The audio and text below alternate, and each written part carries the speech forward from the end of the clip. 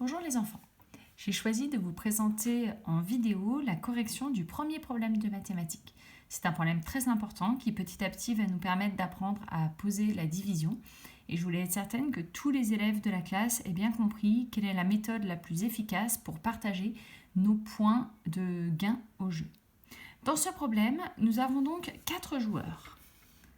Un premier, un second, un troisième et un quatrième. Et un certain nombre de points. J'ai choisi de représenter les centaines avec des ronds orange, les dizaines avec des ronds verts et les unités avec des ronds blancs. Dans ce problème, nous vous donnions comme énoncé 5 centaines, 8 dizaines et 2 unités. Et la question était de partager équitablement ces points de jeu entre nos 4 joueurs. D'habitude, lorsque vous avez appris à poser les additions, puis les soustractions, puis les multiplications, on vous a toujours demandé de commencer par les unités. Essayons donc de commencer par les unités. J'ai 2 unités. Est-ce que je peux les partager équitablement entre mes 4 joueurs? Non. Je vais donc les mettre dans mon reste. J'ai ensuite 8 dizaines. Est-ce que je peux les partager équitablement entre mes 4 joueurs? Oui, je peux en donner 2 à chaque joueur. 2 pour lui, 2 pour lui, 2 pour lui et 2 pour lui. Il me reste mes 5 centaines. Est-ce que je peux les partager équitablement entre mes 4 joueurs? Je peux en donner une à chaque joueur. Et il me restera une centaine. J'ai donc un reste composé d'une centaine de 2 unités. 102. Est-ce que 102 est plus petit que 4? Non. Donc je ne peux pas m'arrêter là. Je dois partager encore. Pour cela, je vais échanger ma centaine contre 10 dizaines.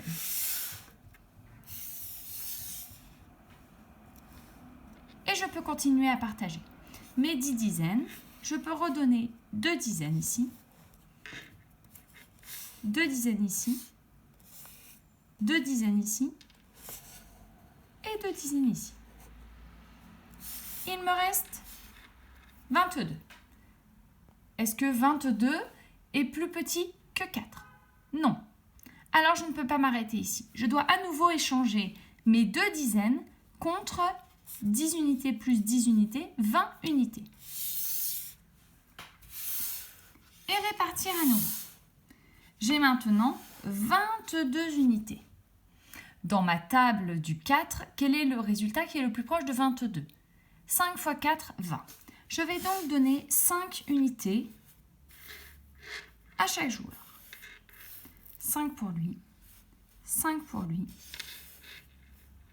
5 pour lui et 5 pour lui. Il me reste donc seulement 2 unités. Est-ce que 2 est plus petit que 4? Oui, je peux m'arrêter là, je suis au bout de mon partage. Chaque joueur a donc reçu une centaine, 4 dizaines et 5 unités. Mais ce partage a été bien compliqué. J'ai été obligée de revenir en arrière, de rééchanger, d'échanger dans l'autre sens. C'était une méthode qui n'était pas efficace. Pour la division, nous allons donc arrêter de commencer par les unités. Nous allons commencer à répartir par les centaines. Je recommence ma résolution de problème.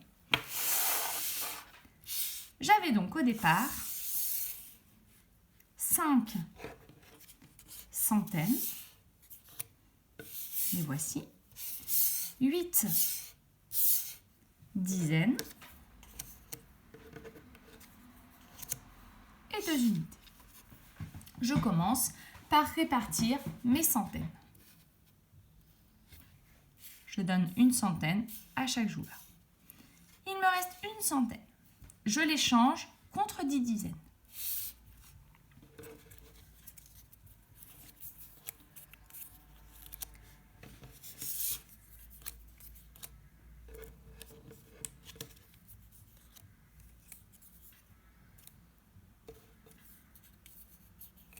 J'ai donc 18 dizaines. Dans la table du 4, quel est le résultat qui est le plus proche de 18? 4 multiplié par 4 qui font 16. Je donne donc 4 dizaines à chaque joueur.